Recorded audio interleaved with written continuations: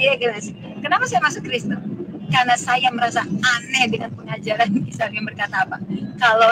Kalau suami saya meninggal, ya kan? Nanti di surga ketemu 70 bidadari apa ya? Termasuk saya. Aduh, saya kan itu ya, Islam pasti bilang gitu kan? Itu berarti matahari itu sudah diterangi oleh Allah tuh Mas. Makanya jadi menyadari pengajaran sesat itu. Masa ada pesta seks di sorga? Gila nggak? Gila banget. Meninggal. Setelah mimpi yang kedua, itu saya langsung to the point tanya Tuhan Yesus always. Saya bilang, oke Tuhan, kalau begitu, kapan dia meninggal? Wih, dengan jelas Allah berkata, tidak lewat tahun ini. Benar Mas, 10 Desember, belum lewat tahun 2009. Kenapa apa yang firmankan Allah Mas? Yes. Ini juga waktu papaku mau saya pernah tanya, Tuhan, Nabi Muhammad masuk surga atau neraka? Ya, dan saya dapat jawabannya. Kenapa?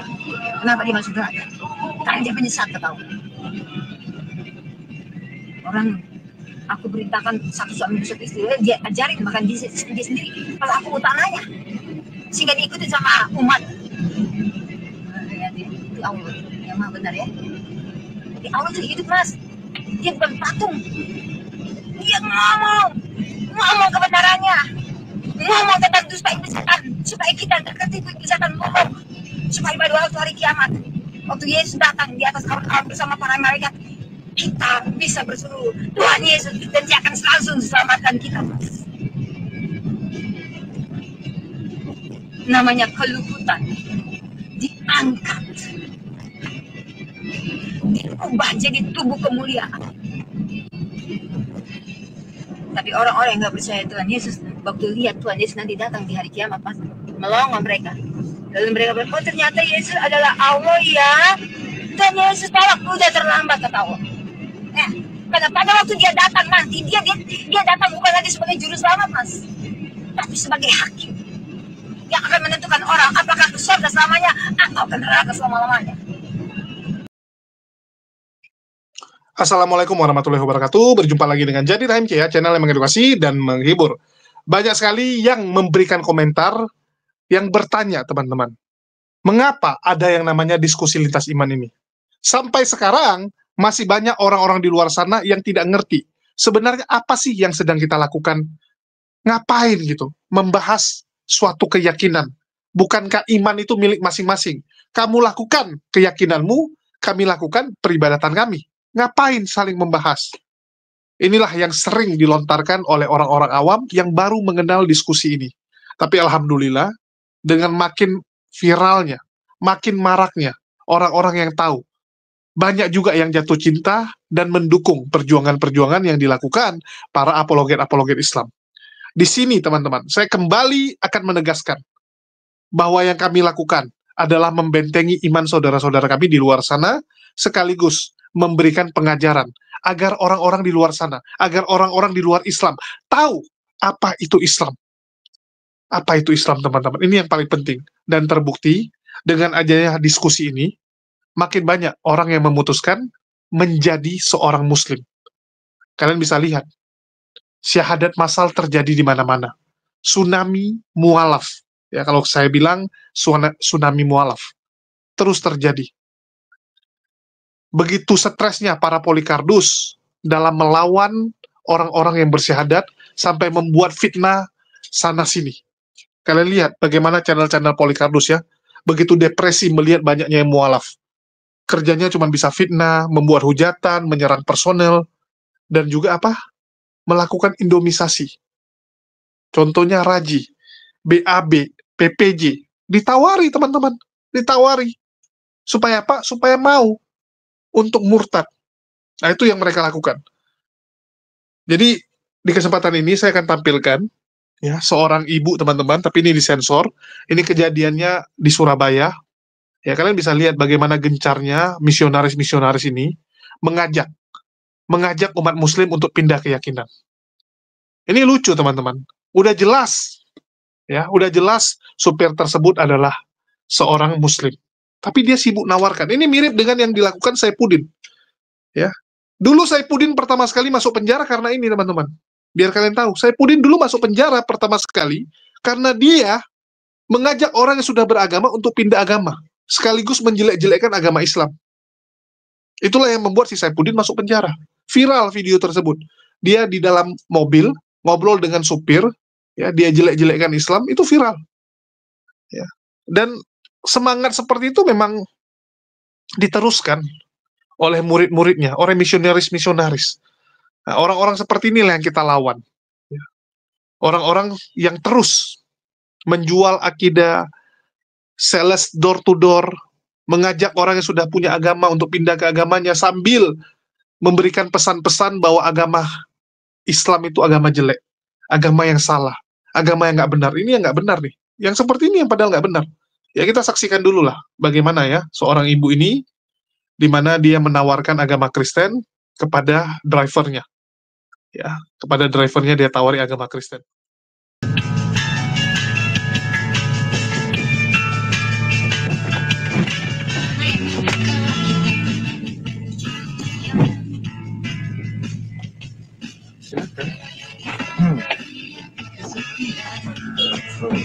Kenapa? Ini kira-kira makan waktu berapa lama nih sampai sore? Kira-kira 59 menit. 59 ya, 1 jam. Iya. Cepat. Cepet. Jalanan sepi soalnya pada liburan. Ya? Oh iya betul. Kalau di sini malam tahun baru ramai gak sih? Tahun baru sepi. Oh, malam tahun baru sama tahun baru sepi ya? Iya, ya sih paling mungkin bakaran depan rumah itu aja sih.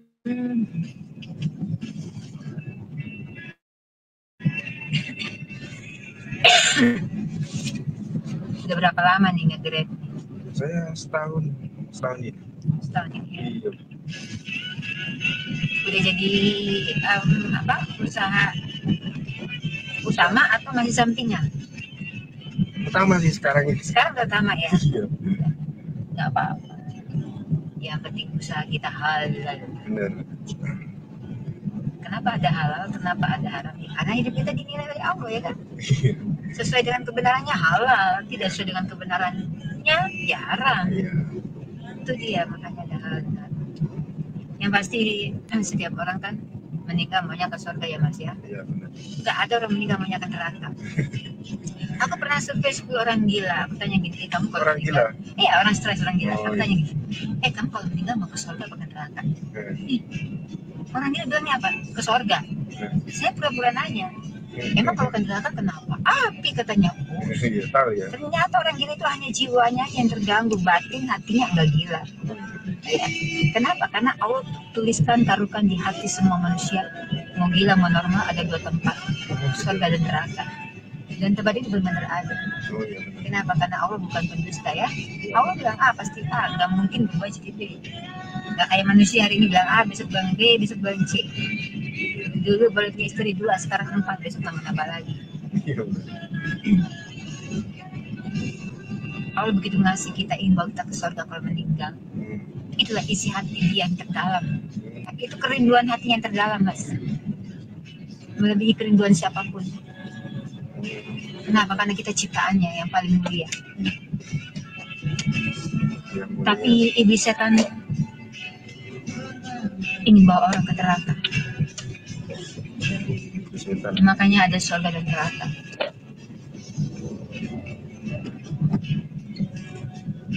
Karena Allah mau bawa ke surga, hanya Allah berfirman, karena begitu besar cinta Allah kasih Allah, maka Allah menjelma jadi manusia dalam diri Isa atau Yesus dengan rela berkorban, mati di atas kayu salib, darah tercurah. Darah Allah Yesus ini dapat membersihkan semua dosa kita, saya percaya.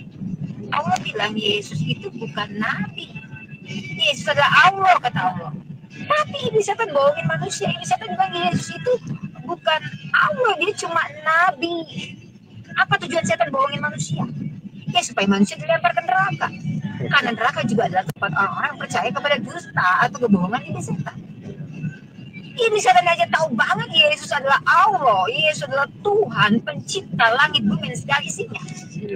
Maka dia berusaha mati-matian. Pokoknya kesimpulannya gini, semua yang Allah bilang dosa, Ibnu Setan pasti bilang nggak dosa. Semua yang Allah bilang benar, Ibnu Setan pasti bilang nggak benar.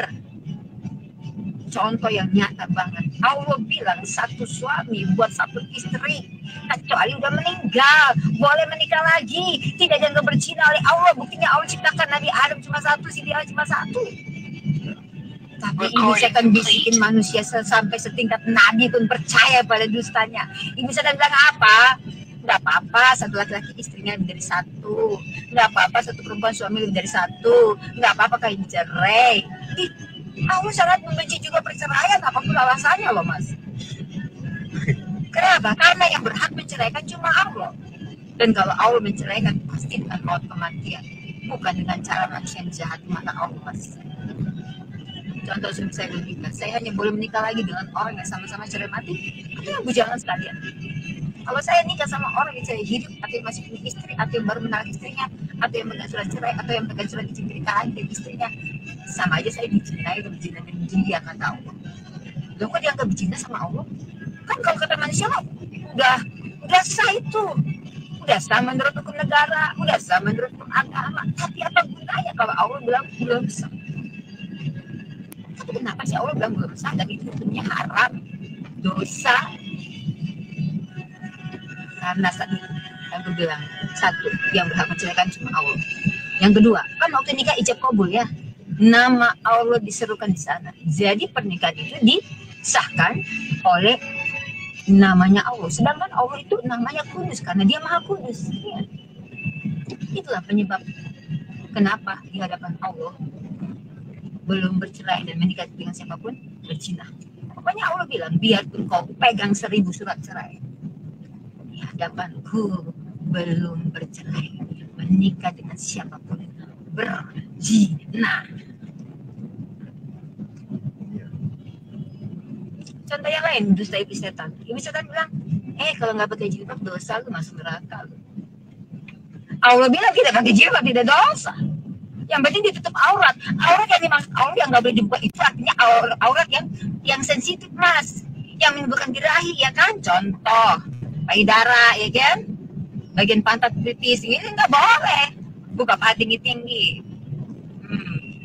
Nggak ada kelihatan, itu yang baru nggak boleh. Aurat itu yang nggak boleh dibuka.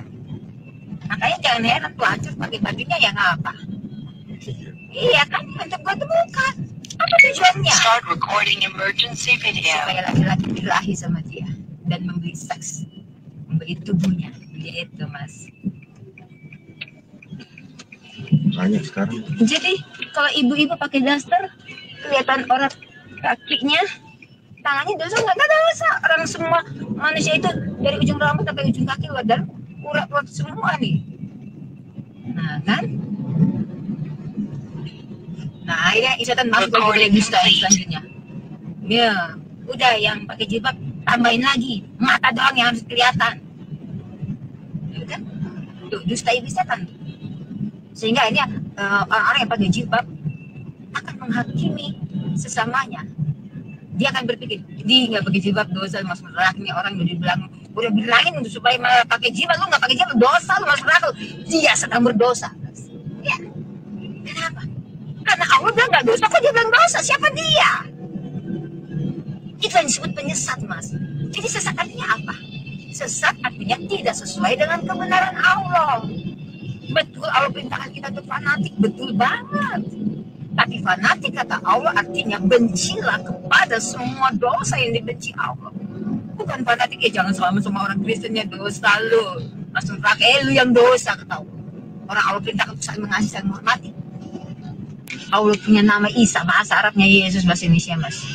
Semua nabi berbuat dosa kata Allah, tapi Allah bilang Yesus tidak berbuat dosa dan tipu tidak ada dalam mulutnya. Kan cuma Allah Tuhan yang tidak pernah berbuat dosa.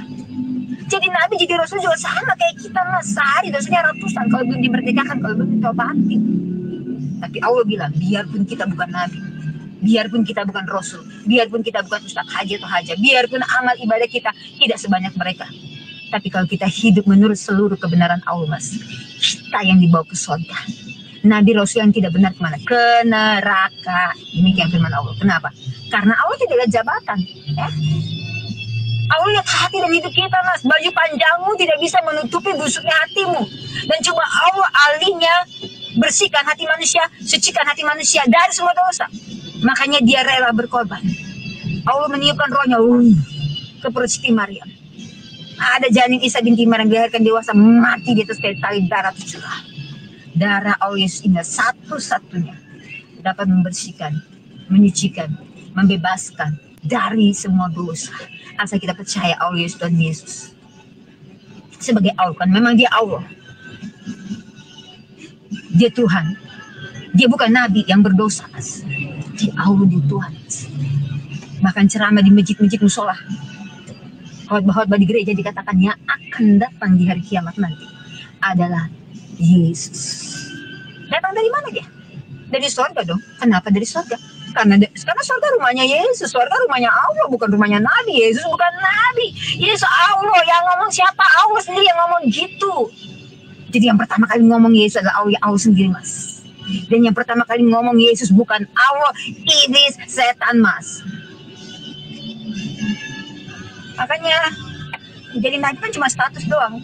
Kalau nabi itu walaupun diberi status nabi sama manusia, tapi kalau enggak hidup benar dalam kebenaran Allah, bisa jadi nabi penyesat. Iyalah. Walaupun diajarkan bahwa kita saya nikahin ini karena untuk menolong. Allah bilang kalau kau mau menolong yang sungguh-sungguh, yang tulus itu nggak perlu kau kawinin. Iya dong. Alasan sejuta itu alasan-alasan yang disodorkan oleh iblis setan supaya manusia tunduk pada apa maunya setan, Mas. Gitu. Recording complete. Dan Allah ingat, iblis setan juga tahu.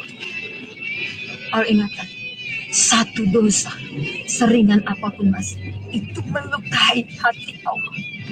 Satu dosa seringan apapun bisa bawa orang ke neraka selama-lamanya, Mas. Demikian firman Allah. Kenapa? Karena di surga tidak ada dosa. Sedangkan manusia sehari dosanya ratusan. Kaki, tangan, mata, hidung, mulut, telinga, hati, pikiran, tubuh, jiwa, roh, alam mimpi, bibir, perkataan, organ tubuh, anggota tubuh, sifat, karakter, sikap, kepribadian, batin, seluruh aspek hidup manusia dari ujung ruang sampai ujung kekuatan bisa menghasilkan dosa, Mas.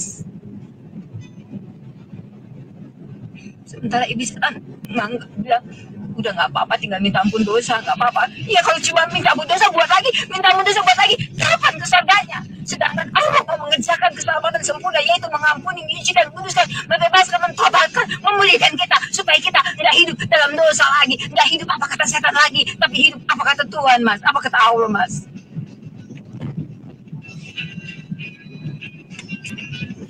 Mas masih ingat nggak almarhum Uj itu? Nah, tahu nggak dia kecelakaan tunggal dan mati tuh? Dia kan latar belakangnya narkoba ya.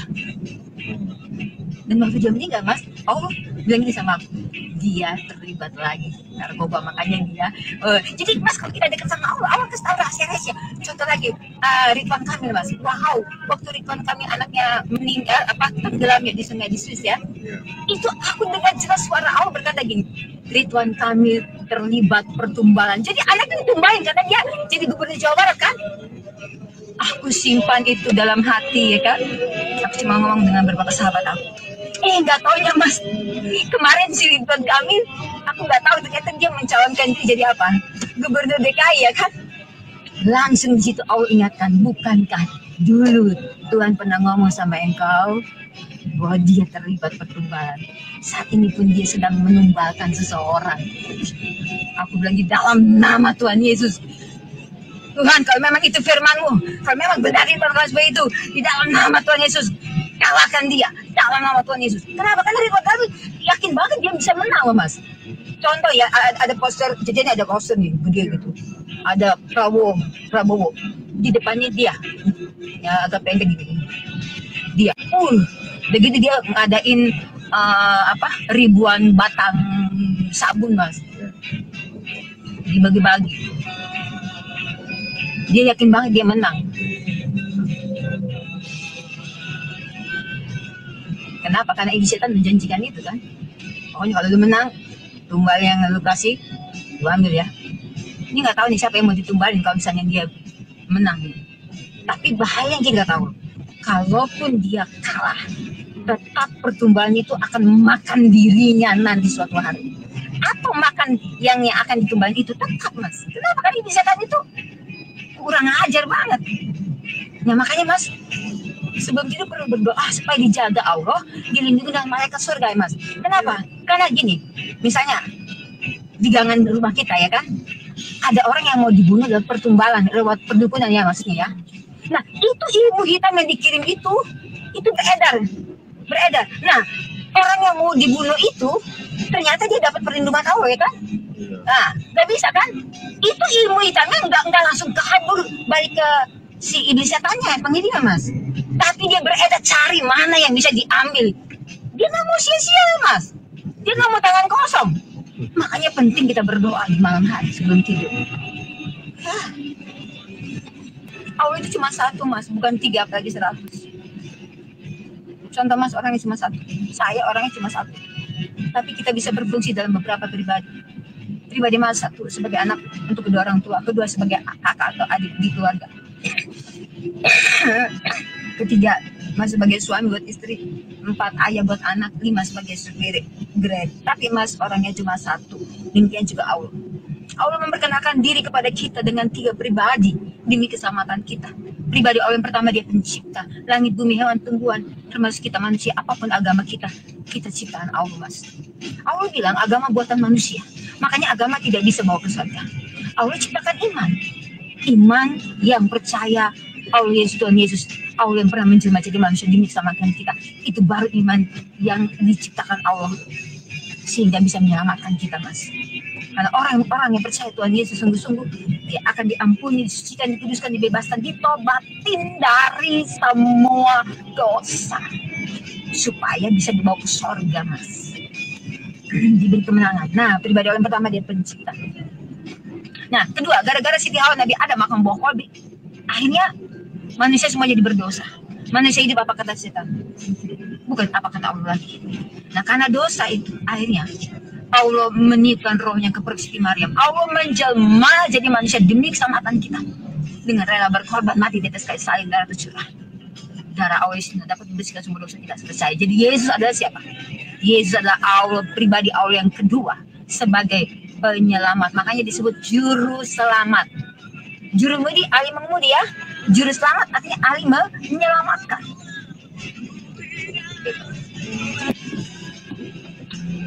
Kemudian mati di atas kayu salib, dikuburkan, hari ketiga bangkit, kemudian naik ke surga. Datanglah pribadi Allah yang ketiga yang bernama Rohullah kata Al-Quran. Nah, Roh Allah inilah yang menuntun kita supaya kita berhasil hidup dalam seluruh kebenaran Allah. Jadi, Mas, hidup dalam kebenaran Allah itu harus 100%, Mas. Kalau sisa satu aja nggak hidup dalam kebenaran Allah, misalnya dia udah rajin sholat ya kan, gereja yang Kristen, dermawan ya, pokoknya amal ibadahnya sampai ratusan juta misalnya, itu nggak akan ada gunanya kalau dia masih simpan satu dosa. Karena satu dosa seringan apapun bisa bawa orang ke neraka selama-lamanya, kalau nggak ditolong Allah. Nah, kalau satu dosa aja bisa bawa ke neraka, apalagi sehari dosa manusia ratusan. Wow, berpuluh-puluh tahun manusia hidup di muka bumi ini, ada ratusan gunung dosa, Mas. Sampai Allah Yesus berkata, menurut orang-orang, siapakah aku ini? Lalu murid-murid berkata, oh kata orang, engkau adalah nabi, nabi, pokoknya kan adalah nabi. Tapi menurutmu siapakah aku ini? Lalu ada satu murid tadi berkata, kalau Mesias, anak Allah yang hidup. Anak bukan berarti beranak, Mas. Contoh, firman Allah berkata, Allah memperanakan gunung-gunung. Apakah Allah harus kawin dengan gunung dan beranak anak gunung? Bukan.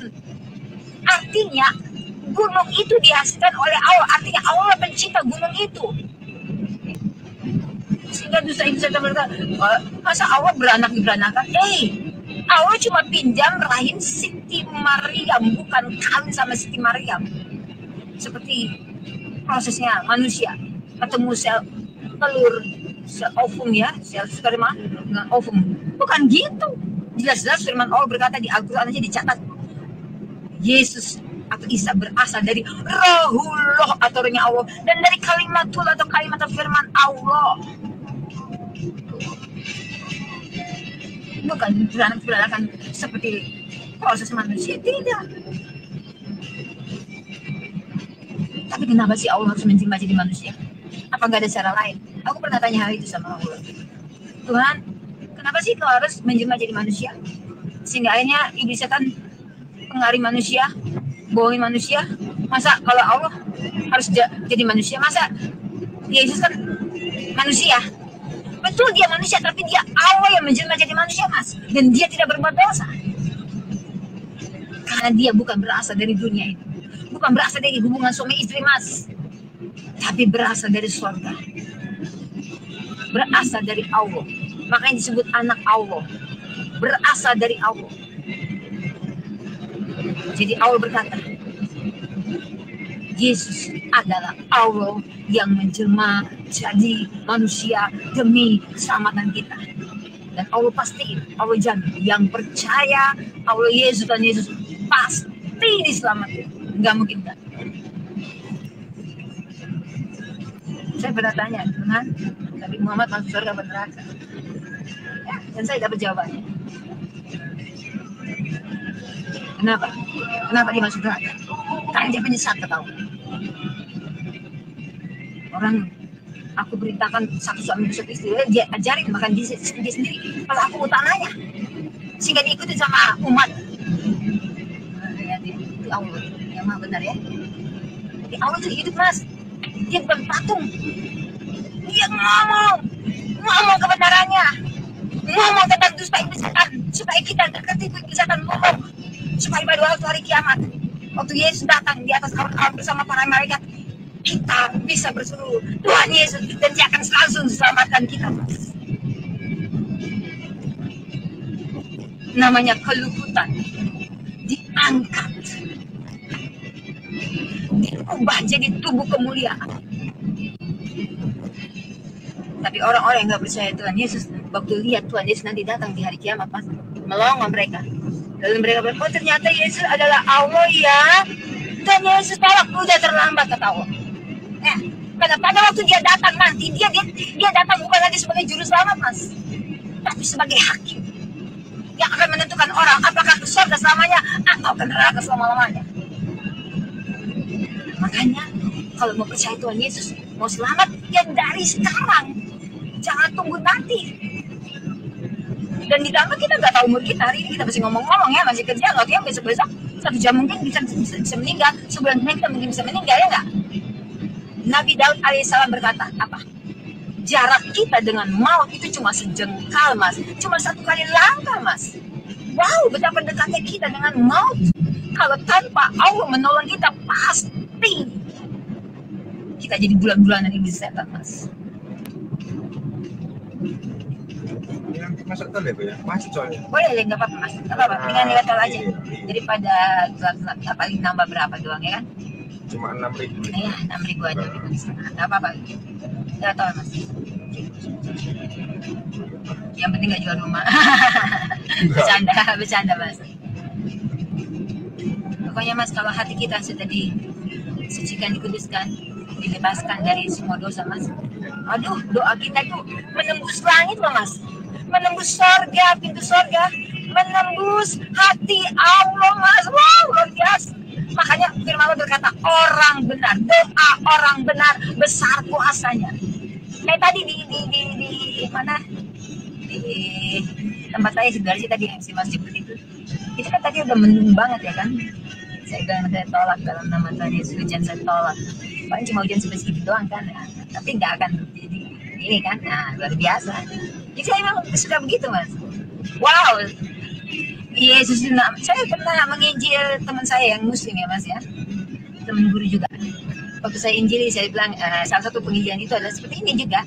Salah satunya adalah nama Yesus, nama Allah, dasar luar biasa loh pasti ada. Nah nggak lama kemudian, dia percaya Tuhan Yesus, terima Tuhan Yesus. Kemudian gak lama dia bilang gini, Bu Eva, bener loh, Kenapa? Benar kata iya, nama Yesus itu luar biasa. Saya buktiin sendiri. Wow. Padahal dia agama Islam. Tapi karena dia percaya Yesus. Jadi Allah gak lihat agama. Allah lihat hati kita. Percaya atau dia enggak.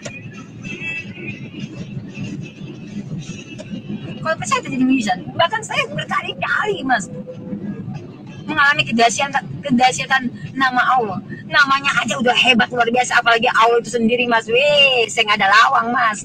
Makanya jadi musuhnya Allah gampang mas. Udah tahu bohong dosa, kau tetap bohong. Kau musuhnya Allah, biarpun kau nabi sekalipun. Udah tahu punya istri udah satu dosa, kau tetap kau musuhnya Allah. Makanya itu saya ngobrol dengan Allah, bilang, Tuhan, masuk mana Nabi Muhammad? Tuhan masuk neraka. Waduh, kesian amat ya umat Islam ya. Ini bego-begoan sama dia. Bahkan dia percaya mendapat syafaat dari Nabi kita. Wih, mana bisa, Dan? Orang supaya selamat, dia sendiri nggak selamat kok. Lagi-lagi saya tidak sedang ajak orang pindah agama ya mas ya. Saya ini kasih tahu mas siapa Yesus yang sebenarnya. Kenapa? Karena ini bisa tadi tahu banget Yesus adalah Allah mas.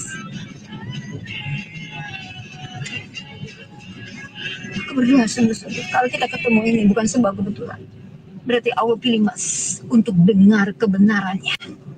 Supaya mas dimerdekakan. Kalau mas percaya kebenaran Allah yang mas dengar tadi dari tubuh saya ini akan memerdekakan mas dari kebenaran yang selama ini mas pikir benar.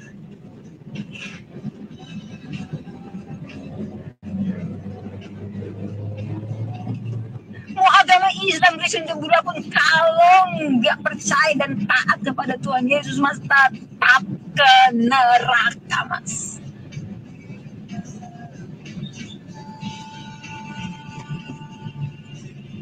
Nah, ini saya paling gak suka kalau saya jadi pemberita Injil seperti ini mas. Tapi Allah bela saya mas. Bahkan saya pernah mau dibunuh mas. Perdukunan mas, dikirim ilmu, wow gak bisa mas. Siapa dulu dong Tuhan gue. Siapa dulu dong Allah gue ya kan.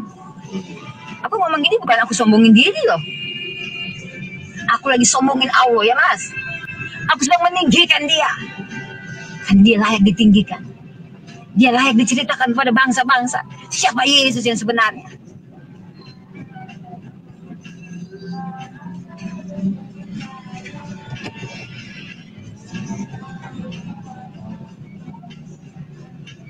Makanya mas sholat tahajud tengah malam. Sering-sering sholat tahajud tengah malam. Karena ini perintah Allah. Mas tanya langsung sama Allah deh. Ya Allah, kalau memang benar Yesus itu adalah dirimu yang pernah menjelma jadi manusia. Seperti yang kau katakan. Datangi aku. Gitu mas. Allah paling senang kita tantang untuk buktiin kebenaran firman-Nya mas. Udah banyak orang yang didatangi Allah Yesus secara pribadi mas. Ada seorang perempuan muslim. Dia bilang gini. Ya Yesus. Kalau memang benar engkau Allah, kalau memang benar engkau Tuhan, seperti yang telah difirmankan, datang dan sembuhkan aku sekarang. Disembuh dia. Viral di Facebook. Iya mas. Jangan main-main dengan Yesus mas. Jangan main-main dengan dia. Dan jangan main-main dengan orang benarnya Allah mas. Biarpun dia tidak ada status nabi. Dan saya ada salah satu orang benarnya Allah. Kenapa saya ngomong gini? Karena saya sendiri dengar dari mulut Allah kalau saya ini adalah salah satu orang benarnya dia. Dan banyak buktinya mas pembelaan Allah. Contoh, kepala sekolah saya dulu mas. Dia bilang gini, Beva mah guru stres. Saya bilang, Tuhan aku mengampuni kepala sekolah. Tapi Tuhan bela aku, nyatakan pembelaanmu Tuhan, nyatakan keadaanmu. Enggak lama mas, saya dengar dia waktu mau jalan ke sekolah dia pingsan, dibopong dia sama mau jatuhin, dibopong sama penjaga sekolah. Dan gak lama kemudian dia ketawa sendirian, ngomong sendirian. Itu guru sendiri yang bilang gitu. Yeay, jangan main-main. Allah bilang jangan usik hambaku, hamba yang sejati ya, hamba yang sejati. Hamba yang hidup dalam seluruh kebenaran Allah itu punya kuasa yang dahsyat luar biasa mas. Oh ya, kan saya kena kelenjar getah bening mas di sini leher saya sebelah kanan. Wow, teman saya 2 orang, 1 dioperasi mati, satu tidak dioperasi mati juga, Mas. Saya pegang leher saya bilang di dalam nama Tuhan Yesus saya penyakit, aku tidak akan mati karena engkau. Di dalam nama Tuhan Yesus aku perintahkan pergi dan tinggalkan leherku, sebab tubuhku adalah milik Allah, milik Tuhan Yesus yang telah dibeli dan harganya telah lunasi bayar itu dengan darah Tuhan Yesus dan oleh bilur-bilur Tuhan Yesus yang berdarah akibat disalibkan, luka yang berdarah akibat disalibkan. Aku sudah sembuh. Wih, sembuh, Mas. Wis. Mantap. Apakah aku yang hebat? Bukan. Tuhan Yesus, Allah yang hebat yang dalam diri aku, ya kan? Itu, Mas. Jadi kita nggak layak untuk membanggakan diri kita. Orang kita nggak punya apa-apa. Orang yang bekerja dalam diri kita adalah kuasa Allah kok. Yang membuat kita bisa kalahin setan ya kuasa Allah.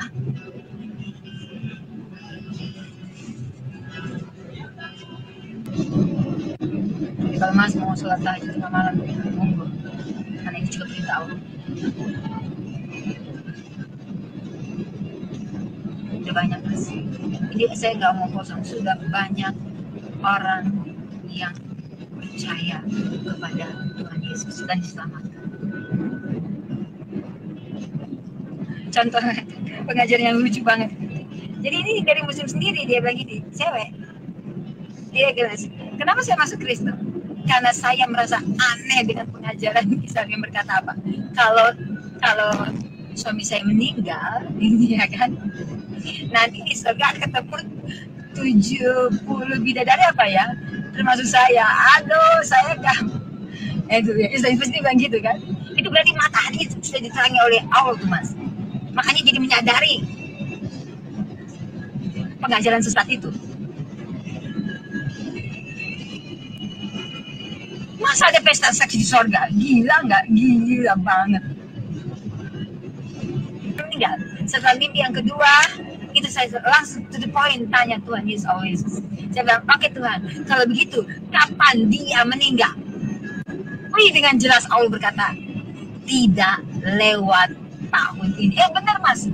10 Desember, belum lewat tahun 2009. Kenapa apa yang firmankan Allah, Mas? Yes. Ini juga waktu papaku mau meninggal. Benar-benar mimpi meninggal, jadi aku nggak tanya lagi sama Tuhan Yesus karena aku udah tahu. Jadi kalau kita jadi sahabatnya Allah, Mas, itu Allah akan ngomong terus terang, Mas, nggak pakai perumpamaan lagi gitu, nggak pakai peribahasa lagi, nggak.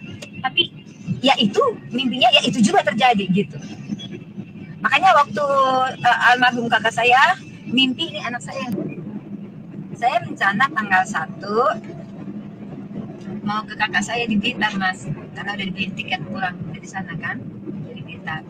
Itu kalau misalnya dari daerah saya ke Blitar berapa, Mas? Tanpa aplikasi. Kalau ada yang bilang orang mabuk agama, inilah orang yang mabuk agama. Orang yang mabuk agama itu adalah orang yang begitu ngotot melakukan door to door, menawarkan agamanya. Bahkan Bang Handi beberapa hari yang lalu rumahnya didatangi misionaris, teman-teman. Divideokan sama Bang Handi. Divideokan, Bang Handi marah-marahin orang tersebut. Cuman saya nggak bisa tampilkan. Ya, nanti teman-teman sebelah pakai Google Lens, ketahuan rumah Bang Handi, bahaya. Bahaya ya, kasihan Bang Handi. Soalnya kalau saya tampilkan nanti ketahuan kan rumah Bang Handi itu di mana. Kan mereka tinggal ngambil gedung-gedung yang ada kelihatan, ya bangunan-bangunan yang kelihatan ketahuan nanti. Lokasi rumah Bang Handi, bahaya. Jadi saya nggak tampilkan. Ya, kalian boleh cross-check bagaimana Bang Handi itu didatangi misionaris juga. Dia sampai terkejut. Diajak debat ibu tersebut, tapi ibu tersebut nggak mau keluar dari rumah. Ya, Bang Handi rekamin. Bang Handi bilang, yuk kita debat di dalam. 24 jam saya ladeni, dia bilang. Lucu itu. Lucu. Ya, tapi nggak apa-apa lah. Saya tampilkan di ending ya. Tapi suaranya saja. Suaranya doang ya. Saya nggak bisa tampilkan video, nanti ketahuan lokasi Bang Handi. Nah, itu yang terjadi, teman-teman. Itu yang terjadi. Jadi, mereka ini tanpa rasa malu, terus menawarkan agamanya. Terus menawarkan agamanya. Inilah yang kita lawan. Fitnah-fitnah yang mereka buat, ya, pelan-pelan menjelekkan agama Islam, ini yang kita lawan. Jadi, kalau ada yang bilang orang Islam banyak yang mabuk agama, kalian salah. Kalau ada umat Muslim tidak mau mengucapkan Selamat Natal, itu bukan dia mabuk agama. Enggak, itu bukan mabuk agama. Ya. Itu toleransi dong. Masa kita dipaksakan harus mengucapkan sesuatu yang tidak mau kita ucapkan? Kalian yang tidak toleransi memaksakan umat muslim mengucapkan hal itu. Belum lagi tuh bos-bos yang kafir, bos-bos yang non-muslim yang memaksakan karyawannya harus memakai topi Santa Claus. Ya, Santa Claus teman-teman, entah apa hubungannya sama Yesus. Udah pakai topi Santa Claus, pakai hiasan Natal, harus mengucapkan juga. Bayangkan, itu dipaksakan kepada karyawan-karyawan yang muslim. Itu yang tidak toleransi. Orang-orang yang jalan-jalan, ya, masuki rumah orang satu persatu, yang dimasuki rumah muslim, ditawarkan agama Kristen, itu yang tidak toleransi, itu yang mabuk agama. Ibu ini contoh yang mabuk agama, betul tidak? Orang yang mabuk agama yang seperti ini, harusnya kalian sadar, inilah bentuk mabuk agama itu sebenarnya. Mabuk agama saya bilang. Nggak menghargai agama orang lain. Sibuk ya, menjelaskan agamanya sambil diiringi bahwa agama yang dianut oleh orang lain itu salah. Ini yang nggak baik, ini yang nggak benar. Ini yang kami lawan. Ya, ini yang kami lawan. Dan kita mendapati juga banyak di jalan-jalan teman-teman, aksi pemurtatan yang begitu marak, terutama di ibu kota Jakarta, karena memang di Jakarta ini kan banyak sekali ya, saudara-saudara kita yang kurang beruntung, yang tidurnya saja di kolong jembatan, ya, bahkan ada yang tidur di jalan, itu jadi target pemurtatan. Bahkan ada beberapa yang sampai dibawa untuk acara, mereka punya acara itu ya, acara mereka tuh kan di lapangan rame-rame ya, dibawa orang tersebut, pengganti pemandu sorak lah gitu kan, sebagai pengganti pemandu sorak dibayar, dikasih makan, nah, mereka ikut. Ya, terus ada yang sampai memberikan kesaksian-kesaksian entah apa-apa aja lah. Nah, ini yang coba kita lawan. Dan alhamdulillah di tahun 2025 ini akan banyak yang kita lakukan. Ya, kita akan fokus untuk turun juga ke lapangan. Dan alhamdulillah saya dipercaya nih sama Yayasan API untuk mengecek kondisi di lapangan, sekaligus kita lihat apa yang bisa kita lakukan. Kita akan lawan aksi-aksi pemurtatan yang dilakukan oleh orang-orang sebelah ini. Kita harus kuatkan iman saudara-saudara kita, harus bentengi mereka, jangan sampai mereka murtad hanya karena terbawa perasaan, hanya karena bantuan yang diberikan. Ini yang nggak boleh gitu. Kalau memang mereka punya iman, mereka setelah mempelajari, menurut mereka yang benar tuh agama sebelah, itu silakan. Setelah mereka pelajari ya, tapi jangan karena, aduh, saya segan, saya dibantu setiap bulan, nggak enak gitu. Kalau pindah agama sebelah enak, dapat uang setiap bulan gitu. Itu yang nggak boleh. Apalagi sampai menjelekkan agama Islam, ini yang nggak boleh. Menaikkan produknya dengan cara menjelekkan agama Islam, ini yang sangat dilarang. Ini biar kalian tahu. Dan kita akan lawan itu. Mohon dukungannya teman-teman ya. Mohon dukungannya. 2025 ini akan banyak yang kita lakukan. Dan semoga semua bisa sesuai dengan rencana kita. Insya Allah. Insya Allah kita akan berbuat lebih banyak. Ya, untuk kemasyarakatan umat. Ini yang paling penting. Dan saya berharap juga yayasan-yayasan yang lain, ya, ormas-ormas Islam yang lain juga ikut turun. Ambil bagian, ambil partisipasi dalam hal ini. Sudahilah 2024 yang kemarin, 2023 konflik sesama ya, aksi-aksi gibah menggibah dan sebagainya, saling menjelekkan itu udah. Lawan kita adalah Polycardos. Mari kita bersaing dalam hal melawan Polycardos ini. Itu yang penting, itu yang ditunggu oleh para penonton, oleh umat. Umat ingin melihat setiap yayasan itu punya kontribusinya. Yayasan A buat apa, yayasan B nanti buat apa gitu kan? Semua demi kepentingan umat. Ini yang paling bagus. Semua demi apa? La ilaha illallah. Ini yang paling penting. Nah, itu sih yang saya harapkan. Dan ya mohon dukungannya saja teman-teman. Kita akan lawan para Polycardos ini. Sekian dari saya. Makasih buat semuanya. Di akhir kata saya ucapkan wassalamualaikum warahmatullahi wabarakatuh. Sampai jumpa di konten-konten kita berikutnya. Hei. Ini tidak ada hak kan? Yohanes 17:3 apa bunyinya? Harus izin dulu, Bunda, benar? Kamu juga harus izin RT di sini masuk. Oh, kami izin kepada ibu. Izin kepada siapa? Kepada bapaknya tadi, antar kami kepada. Siapa itu? Hah? Siapa yang izin kepada siapa? Kami tadi bertanya ke dua orang bapak di sana. Dan teman kamu kenapa kabur? Karena bapak lakukannya begitu. Masuk ke rumah saya, kita diskusi 24 jam di sini. Ayo, oke. Ayo, debat sama saya. Jangan kabur kamu. Kabur dia. Kabur dia, teman-teman.